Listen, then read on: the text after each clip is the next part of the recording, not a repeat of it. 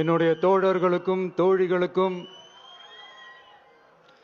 தமிழக மக்களுக்கும் என்னுடைய வணக்கம்.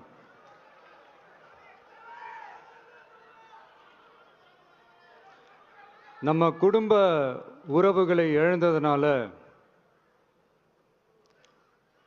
சொல்ல முடியாத வேதனையிலும் வலியிலும் இவ்வளவு நாளா இருந்தோம்.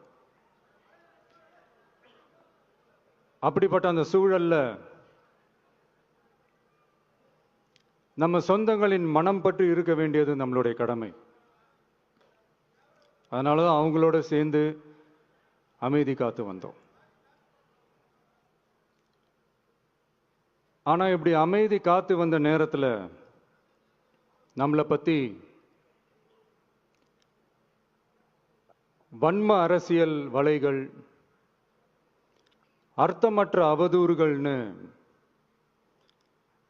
இந்த மாதிரி நிறைய விஷயங்கள் நம்மளை பத்தி பின்னப்பட்டன, பரப்பப்பட்டன.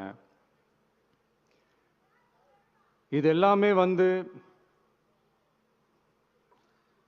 சட்டம் மற்றும் சத்தியத்தின் துணை கொண்டு துடைத்து எறியத்தான் போறோம்.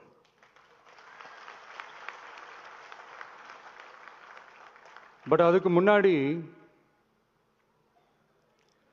தமிழக சட்டமன்றத்தில் நமக்கு எதிராக நிகழ்த்தப்பட்ட ஓர் உரைக்கு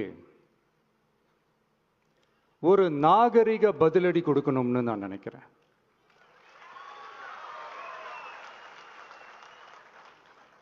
அரசியல் செய்ய விருப்பமில்லை, அரசியல் செய்ய விருப்பமில்லைன்னு அடிக்கடி சொல்ற முதல்வர் நம்மளை குறிப்பிட்டு பல்வேறு அவதூறுகளை பதிவு செய்வதன் வாயிலாக பெருந்தன்மையை பேரளவில் மட்டுமே பேசும் முதல்வர் 15/10/2025 அன்னைக்கு தமிழக சட்டமன்றத்தில் நமக்கு எதிராக பேசிய பேச்சில் எவ்வளவு வன்மத்தை கக்கியுள்ளார் என்பதையும், எப்படிப்பட்ட ஒரு அரசியல் செய்ய முயல்கிறார் என்பதையும் தமிழக மக்கள் உணராமலா இருப்பாங்க.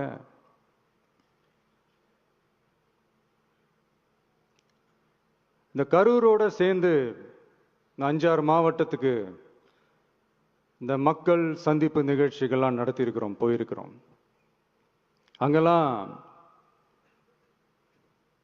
இந்த லாஸ்ட் மினிட் வரைக்கும் எங்களுக்கு அந்த இடம் கொடுப்பாங்களா மாட்டாங்களா, பெர்மிஷன் தருவாங்களா மாட்டாங்களா, இப்படியே இழுத்து அடிச்சுக்கிட்டு இருப்பாங்க. தான் நாகப்பட்டினத்தில் சொன்னது மாதிரி தான். நாங்கள் ஒரு இடம் செலக்ட் பண்ணி கேட்போம், மக்கள் நல்லா ஸ்பேஷியஸாக நின்று பார்க்குற மாதிரி. பட் அவங்க அதையெல்லாம் ரிஜெக்ட் பண்ணிட்டு மக்கள் நெருக்கடியோடு நின்று பார்க்குற மாதிரி ஒரு இடத்த செலக்ட் பண்ணி எங்களுக்கு கொடுப்பாங்க. இது டிஃபால்ட்டாக எல்லா இடத்துலையும் இந்த ஒரு ஆர்கியூமெண்ட் நடந்துட்டு இருக்கும்னு வைங்க. அது மட்டும் இல்லை, இந்தியாவிலேயே எந்த ஒரு அரசியல் கட்சி தலைவருக்கும் கொடுக்கப்படாத கண்டிஷன்ஸ். பஸ்ஸுக்குள்ளேயே இருந்து பார்க்கணும், மேலே கை காட்டக்கூடாது, இப்படிலாம் ஒரு அதீத கட்டுப்பாடுகளை கொடுத்த உடனே எங்கள் சைட்லேருந்து ஒரு அறிக்கையும் வெளியிட்டோம். அது மட்டும் இல்லை, தமிழக வெற்றி கழகம் சார்பாக அனைத்து கட்சிகளுக்கும் சமமாக ஒரு முறையான ஒரு பொது வழிகாட்டு முறைகள், SOPஸ்ன்னு சொல்லுவாங்க, அதையும் வழங்கணும்னு சொல்லி உயர் நீதிமன்றத்தையும் நாடி இருக்கணும். இதுவும் தமிழக மக்கள் உணராமலா இருப்பாங்க. இப்படி ஒரு அரசியல் காழ்ப்புடன், நேர்மை திறனற்று நம்மளை பத்தி குற்றம் சாட்டியுள்ள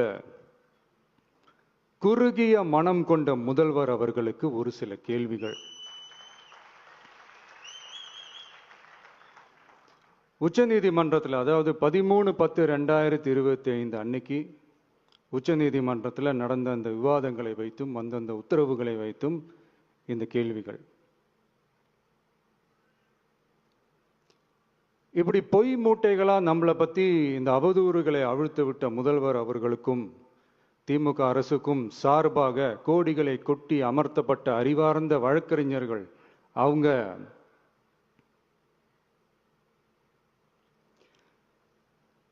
இந்த கபட நாடக திமுக அரசோட தில்லுமுல்லுகளை தாங்கி பிடிக்க இயலாமல் உச்ச நீதிமன்றத்தில் திக்கு திணறி நின்றது முதல்வர் அவர்களுக்கு மறந்துவிட்டதா? இந்த கரூர் சம்பவத்துக்கு அப்புறமே அவசரமா ஒரு தனிநபர் ஆணையம், அந்த தனிநபர் ஆணையத்தை அவமதிக்கிற மாதிரி அரசு உயர் அதிகாரிகள், காவல்துறை உயர் அதிகாரிகள் எல்லாருமே நம்மளை பத்தி ஃபுல்லா இந்த அவதூறுகள் பரப்பி ஒரு செய்தியாளர்கள் சந்திப்பு அவசரமா. இதெல்லாம் ஏன் நடக்குது, எதுக்காக நடக்குது அப்படின்னு ஒட்டுமொத்த தமிழக மக்களும் கேள்வி கேட்க ஆரம்பிச்சாங்க. இதுவும் தமிழக முதல்வர் மறந்துட்டாரா? அதுக்கப்புறம் அந்த தனிநபர் ஆணையத்தை தலையிலேயே கொட்டி வீட்டுக்கு அனுப்பிச்சிட்டாங்க. அது வேற விஷயம். இப்படிலாம் கேள்வி கேட்ட உடனே ஏதாவது பதில் சொல்லி ஆகணும்ல. அதனால சட்டமன்றத்தில் பேசும்போது உண்மை நிலையை தெளிவுபடுத்தத்தான் அப்படின்னு ஏதோ இந்த சட்ட ரீதியாகவும் சத்தியத்திற்காகவும் நடந்தது போல ஏதோ சாமர்த்தியமா பேசுறதா நினைச்சு பேசியிருக்காங்க. இப்படி ஒரு 50 வருஷமா பொது வாழ்க்கையில் இருக்கிற ஒருத்தவங்க ஒரு முதல்வர் அவர்கள் சொன்னது எவ்வளவு பெரிய ஒரு வடிகட்டின பொய், சப்பை கட்டுன்னு நான் சொல்லல, உச்ச நீதிமன்றம் சொல்லியிருக்கிறாங்க. அவங்க சொன்னதெல்லாம் கொஞ்சம் என்னன்னு கொஞ்சம் லைட்டா பார்ப்போமா?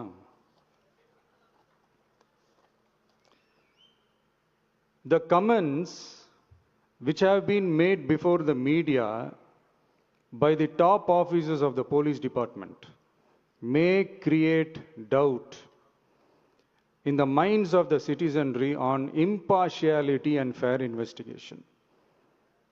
The faith and trust of the general public on the process of investigation must be restored in the criminal justice system. அதாவது அரசு காவல் உயர் அதிகாரிகள் ஊடகங்களிடம் பேசியது என்பது பொதுமக்களிடையே நியாயமான விசாரணை நடக்குமா என்ற சந்தேகத்தை ஏற்படுத்தக்கூடும் என்றும், நியாயமான விசாரணை மூலமே அந்த சந்தேகத்தை மீட்டெடுத்தே ஆக வேண்டும் என்றும் உச்சநீதிமன்றம் தமிழக அரசின் தலையில் ஓங்கி நறுக்கு நறுக்கு நறுக்கு என்று கொட்டியதை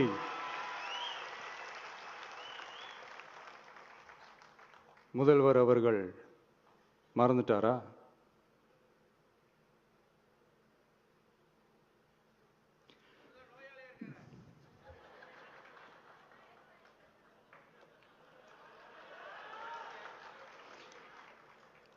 மாண்புமை சென்னை உயர்நீதிமன்றத்தின் மாண்புமிகு நீதியரசர் SIT அமைத்து உத்தரவிட்டார் அல்லவா?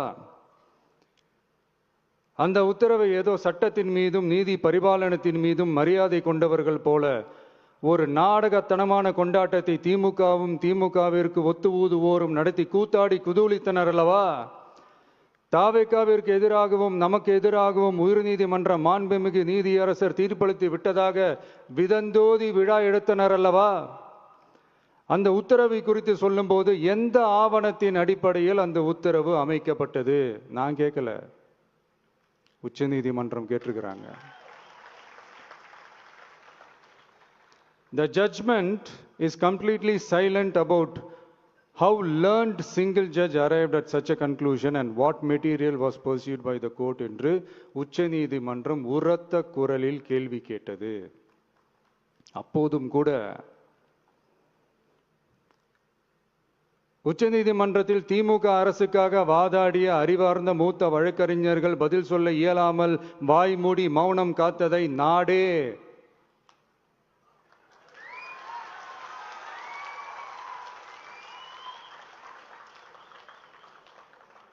பார்த்ததல்லவா? இதையும் முதல்வர் அவர்கள் மறந்துட்டாரா?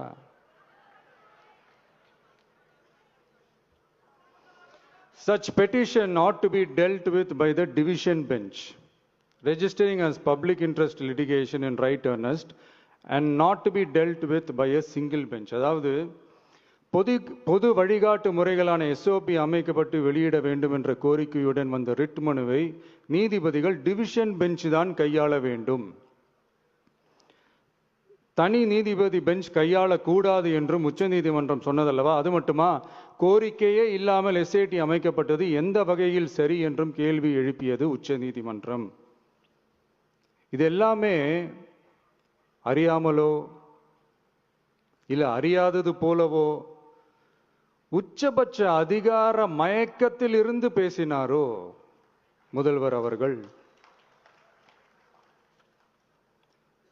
மனிதாபிமானம், அரசியல் அறம், மாண்பு இதெல்லாம் எதுவுமே இல்லாம வெறும் பேச்சில மட்டுமே பேசிக்கிட்டு அரசியல் ஆதாயம் தேடுற ஆட்டத்தை ஆடத் தொடங்கிவிட்டார் முதல்வர் அவர்கள்.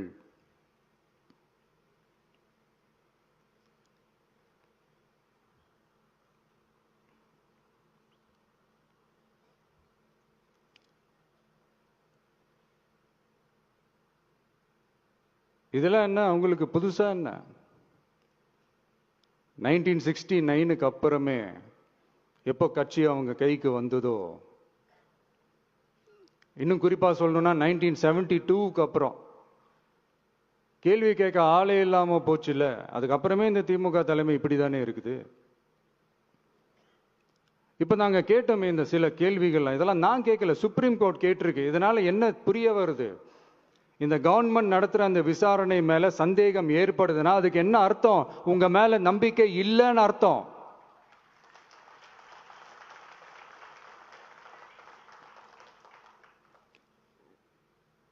இதெல்லாம் ஏன் எதுக்காகன்னு முதல்வர் அவர்களுக்கு புரியுதா?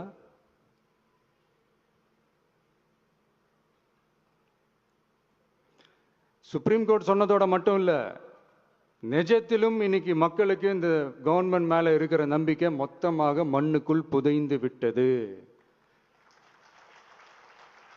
இதுவாவது முதல்வர் அவர்களுக்கு புரியுதா? புரியலனா 2026 தேர்தல்ல இந்த திமுக தலைமைக்கு மக்கள் இன்னும் ஆழமா அழுத்தமா புரிய வைப்பாங்க. அப்ப கூட இவங்க என்ன பண்ணுவாங்க தெரியும்ல? 5 வருஷத்துக்கு ஒரு வாட்டி பழக்க தோஷத்துல ஒரு அறிக்கை ஒண்ணு வெளியிடுவாங்களே, மக்கள் தீர்ப்புக்கு தலை வணங்குகிறோம்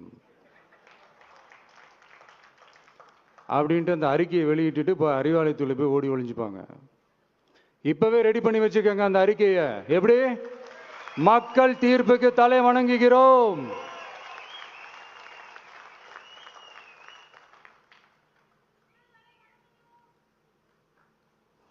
நான் போன பொதுக்குழுவில் சொன்னதை தான் இங்க நான் திரும்பவும் சொல்றேன். இயற்கையும் இறைவனும் நம் தமிழக சொந்தங்களின் வடிவில் மாபெரும் மக்கள் சக்தியை நம்ம கூடவே நிற்கும் போது எம் மக்களுக்கான அரசியலை தடுப்பவர் எவர்? அதனால தோழர்களே, நமக்கு வந்திருக்கிற இந்த இடையூறு வெறும் டெம்பரவரி மட்டும்தான். எல்லாத்தையும் தகர்த்தெறிவோம், மக்களோட கை கோர்த்து நிற்போம், மக்களோட களத்துல போய் நிற்போம். நம்ம பயணத்துல தடம் மாறவே மாட்டோம். இப்பவும் சொல்றேன், 2026ல 2 பேருக்கு நடுவுல தான் போட்டியே. ஒண்ணு, இன்னொன்னு